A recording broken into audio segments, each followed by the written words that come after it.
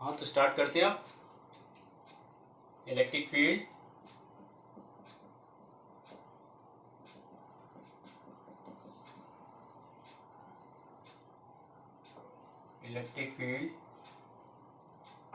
Eight an equatorial. Axial वाली तो हमने कर ली थी, अब बात करते हैं इक्वेटोरियल वाली।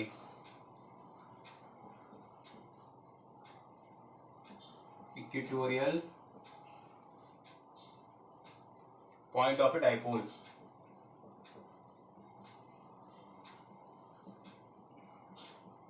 अब इलेक्ट्रिक फील्ड निकालनी है हमें डाइपोल की इक्वेटोरियल डायरेक्शन में।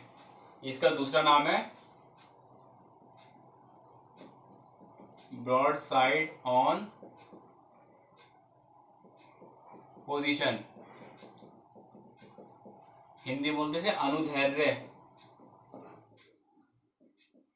अनुदैर्ध्य स्थिति में। आपको इलेक्ट्रिक डाइपोल बना लो। ये आपने इलेक्ट्रिक डाइपोल बनाया, minus Q charge, equal and opposite charge, separate by some fixed distance. ये इसका मिड पॉइंट लिया ओ, यहाँ से यहाँ तक की डिस्टेंस एल। ये वाली भी कितनी थी, लास्ट टॉपिक डिस्कस करा है, एल पूरी थी 12। इक्वेटोरियल डायरेक्शन प्लस क्यू की वजह से इलेक्ट्रिक फील्ड कहाँ होगी, ये डिस्टेंस लो आर, डिस्टेंस पर कोई पॉइंट क्या है पी, इस पर इलेक्ट्रिक फील्ड फाइंड करनी है।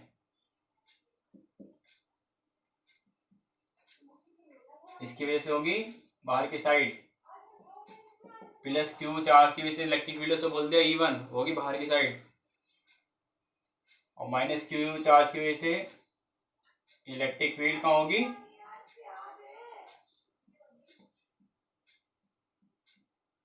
अंदर की साइड। इसे बोल दो आप E2।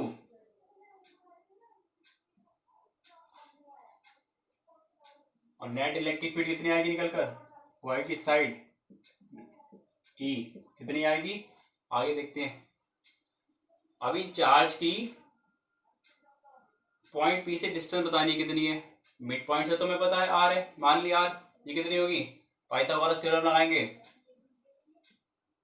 अब इसका नाम दे दो, इसे A बोल दो, इस पॉइंट को A, इसे B, उसे P बोल रखा है। हाइपोटेन्यूज क्या हो गई, PO कर्ण, PO equal to PO square equal to base square plus perpendicular square, base कितना AO plus perpendicular PO,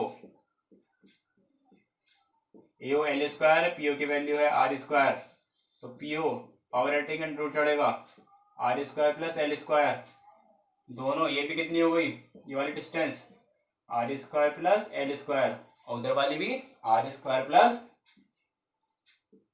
L square.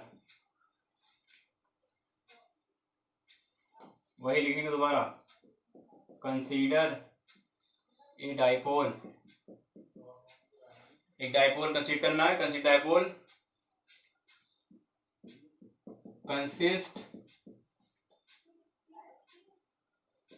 Opposite charge plus Q and minus Q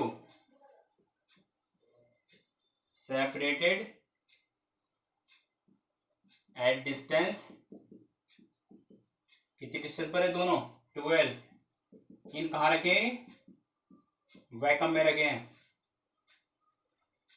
अब इलेक्ट्रिक फील्ड निकालिए, electric field due to charge Q on point P,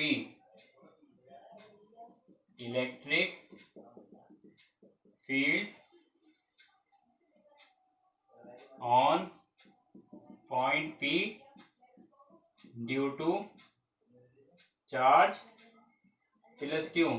E1 बोला आपने, E1 is equal to 1/4πε0 Q upon, यहां से यहां तक की distance का स्क्वायर कितनी है, अंडर रूट में R square plus L square का स्क्वायर, स्क्वायर से अंडर रूट हट जाएगा, 1/4πε0 Q upon R square plus L square. आपके electric field on point P due to charge minus Q, इसे इक्वेशन 1 बोल दो। इलेक्ट्रिक फील्ड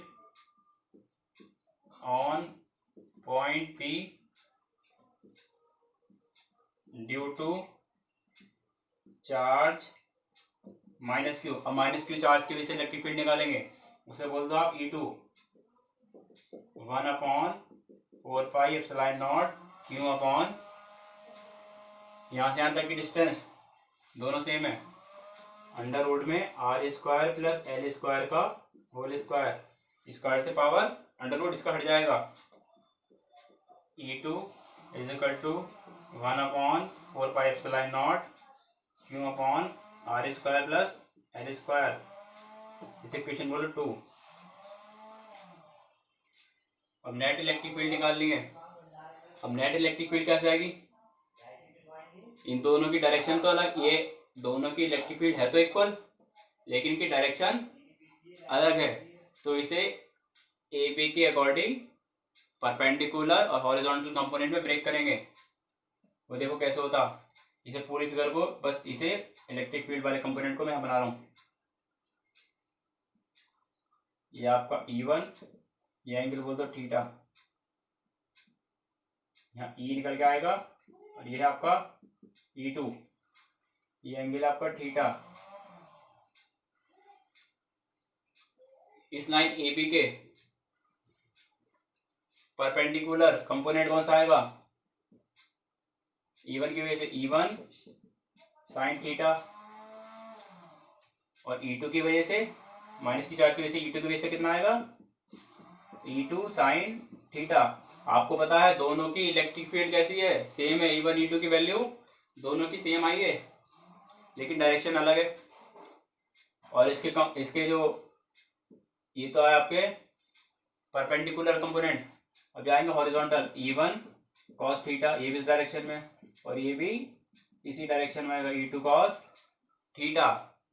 आपको पता है E1 sin थीटा और E2 sin थीटा दोनों की डायरेक्शन अपोजिट है, कैंसिल आउट हो जाएंगे, और आपको पता है E1 और E2 इक्वल आए हैं, तो यहाँ पे आप E2 की जगह E1 रख लो और दोनों को क्या कर दो, cancel out. E1 cos theta, E2 cos theta, horizontal component दोनों सेम डायरेक्शन में ऐड हो जाएंगे।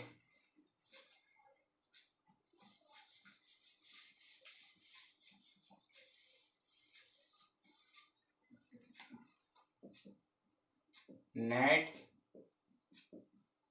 Electric field on point P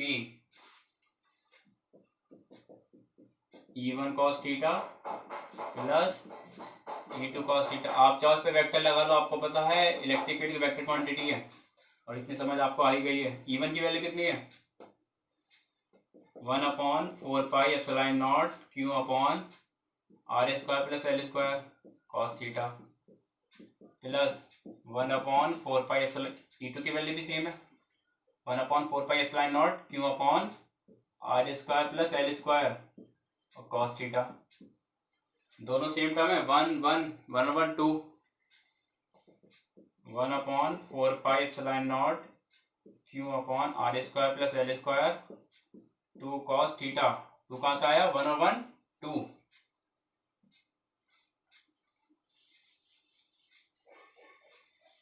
आप डायग्राम में देखिए, cos थीटा क्या होता, base upon hypotenuse, cos theta क्या होता, आधार बटे कर्ण, बेस अपॉन, बेस कितनी L, हाइपोटेन्यूज कितना है, अंडर रूट में r² plus l²। cos theta की वैल्यू आप यहाँ रखवा दो, 1/4πε0 Q upon r plus l²। cos theta की वैल्यू कितनी है, L अपॉन अंडर रूट में r² प्लस l², और अंडर रूट का मतलब होता है पावर कितनी, हाफ, और ये पावर कितनी है, कुछ पावर नहीं होती तो पावर होती 1, इसमें 1 मल्टीप्लाई हो रही, नीचे मल्टीप्लाई पावर ऐड हो जाती है। एक स्टेप और देख लो, 1/4πε0 2ql 2l हुआ, और ये क्यों ऐसे ही r² प्लस l² और ये r² प्लस l² की power half, multiply power add हो जाती है, ये पावर हाफ पावर 1 ऐड करोगे कितना आएगा, 12 से लिया 1, 2 1 जा 2, 2 1 3, 3/2 पावर हो जाएगी इनकी। और इलेक्ट्रिक डायपोल मोमेंट मैंने आपको पढ़ाया था, P इक्वल टू क्या होता, एक चार्ज और दोनों चार्ज के बीच की डिस्टेंस का मल्टीप्लाई, तो ये वही है Q इंटू 12। इसकी जगह क्या रख देंगे, P 1/4πε0 P r² plus l²। ये पावर कितनी हो गई इसकी, 3/2। ये आपकी इलेक्ट्रिक फील्ड आई है निकल के, कौन सी डायरेक्शन में, ब्रॉड साइड में पोजीशन इक्वेटोरियल पॉइंट पर और फिर डाइपोल। जो डाइपोल की कैसी है, पैरेलल आई है निकल कर। आप देखो, अब अभी जो इलेक्ट्रिक फील्ड निकाली थी इससे पहले एक्सियल पोजीशन पर, वो कैसी थी, यह है आपकी इक्वेटोरियल पर, इक्वेटोरियल पॉइंट ऑफ डाइपोल। और वो क्या था, वो दूसरी वाली क्या, इससे पहले वाली जो निकाली थी हमने, 1/4πε0 2p अपॉन r² प्लस, इसमें छोटी चीज और रह गई, उसको और कर दो समझ, ये छोटी सी चीज इसमें और रह गई है, इसमें एक चीज और कर लो आप। आपको पता है अगर ये 12 डिस्टेंस, ये वाली जो यहाँ से यहाँ तक की डिस्टेंस है r के कंपैरिजन में बहुत छोटी है, r के कंपैरिजन में बहुत छोटी है, डेट मीन्स r बहुत बड़ा है l से, तो इसका स्क्वायर भी क्या होगा, और भी ज्यादा बड़ा होगा, much more greater than l²। तो l² को क्या कर देंगे, नेगलेक्ट कर देंगे r² के कंपैरिजन में। अब इससे आप जब नेगलेक्ट करोगे तो क्या आएगा निकल के, 1/4πε0 p upon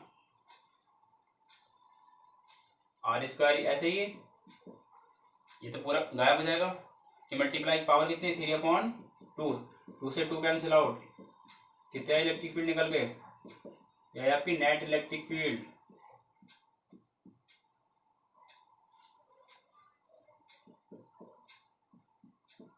equatorial point of a dipole. और इससे पहले जो निकाली थी हमने एक्सियल पोजीशन पर, वो क्या थी, 2p अपॉन r³। ये क्या थी,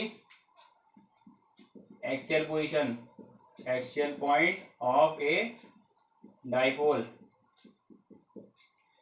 एक्सियल पॉइंट पे जो इलेक्ट्रिक फील्ड है,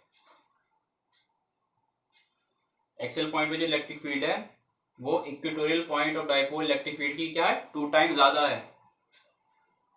इसके लिए मैं एक चीज लिख देता हूं लाइन यहाँ,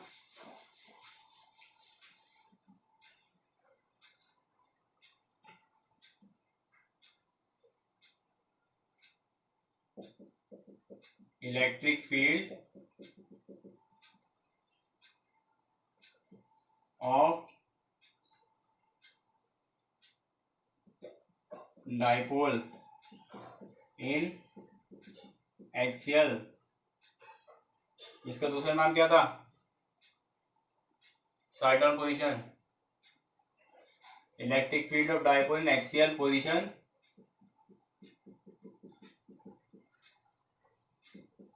is 2 times of electric field of dipole in equatorial position। जो आपने इलेक्ट्रिक फील्ड निकाली थी एक्सियल पोजीशन में, वो 2 टाइम्स ज्यादा आती है इक्वेटोरियल पॉइंट ऑफ डाइपोल वाली इलेक्ट्रिक फील्ड से। आज यहीं रुकेंगे, डायरेक्शन आपको पता ही है इलेक्ट्रिक फील्ड की, पैरेलल टू डाइपोल आगे निकल कर।